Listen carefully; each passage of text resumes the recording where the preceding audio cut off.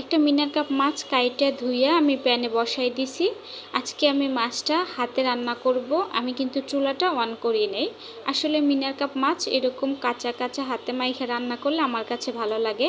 আমি এখানে পেঁয়াজ কুচি, আদা রসুন বাটা, লবণ স্বাদ মতো দিয়ে দিলাম, সাথে দিয়ে দিব হলুদের গুঁড়া, মরিচের গুঁড়া আর জিরার গুঁড়া। সরিষার তেলের পরিমাণটা একটু বেশি দিয়ে আমি হাত দিয়ে মাছটা মাখাইয়া 10 মিনিটের জন্য রাইখা দিব, তারপরে রান্না করব। আসলে যে কোনো জিনিসই হাতে মাখাইয়া রান্না করলে এটার টেস্টটা কিন্তু 2 গুণ বাইরে যায়। হাতে নাকি ভালোবাসার ছোঁয়া থাকে, এই জন্য।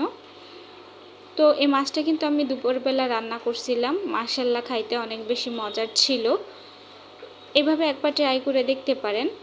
আসলে মাছটা কিন্তু ভাজলে আমার মনে হয় মাছের টেস্ট অন্যরকম হয়ে যায়, আর কাঁচা কাঁচা হাতে মাইখা রান্না করলে তার টেস্ট অন্যরকম, মানে এক একটা এক এক রকমের। আমরা তো ম্যাক্সিমাম সময় ভাইজা বা কড়াইতে মশলা কষাইয়া রান্না করি, কিন্তু হাতে মাইখা তো সবসময় খাওয়া হয় না।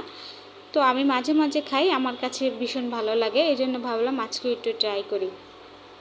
এখানে আমি সামান্য একটু পানি দিয়ে 10 মিনিটের জন্য রাইখে দিয়েছিলাম। পরে চুলার আঁচটা একবারে লো দিয়ে আমি প্রথমে এটা অনেকক্ষণ উষ্ণাই নিয়েছি। আমার উষ্ণানো কিন্তু প্রায় শেষের দিকে। এরপর যে আমি এখানে পানি দিব, তো আমি চামচ দিয়ে একটু দেখতেছি মাছটা কীরকম আর কি, নিচে লাইগে পড়ছে কিনা। লাইগে গেলে মশলাটা একটু পুড়ে যাবে।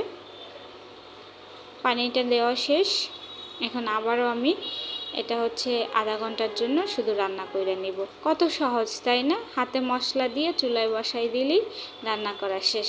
আসলে অনেকেই রান্না জিনিসটারে অনেক বেশি ভয় পায়, কিন্তু আমার কাছে ভালোই লাগে রান্না করতে, বাড়তে।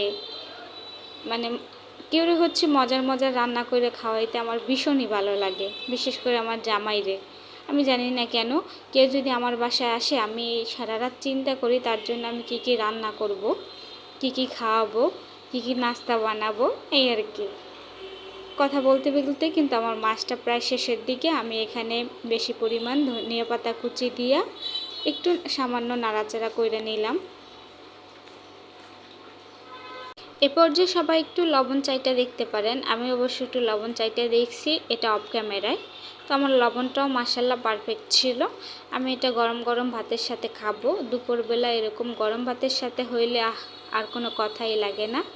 যাই হোক, কথা বলতে বলতে আমার ভিডিওটা কিন্তু শেষ পর্যন্ত। সবাই অবশ্যই কমেন্ট করে জানাবেন যে আমার রান্নাটা কেমন হয়েছে। আমি অবশ্যই সবার কমেন্টের উত্তর দিব। সবাই ভালো থাকবেন। আল্লাহ হাফেজ, বাই বাই।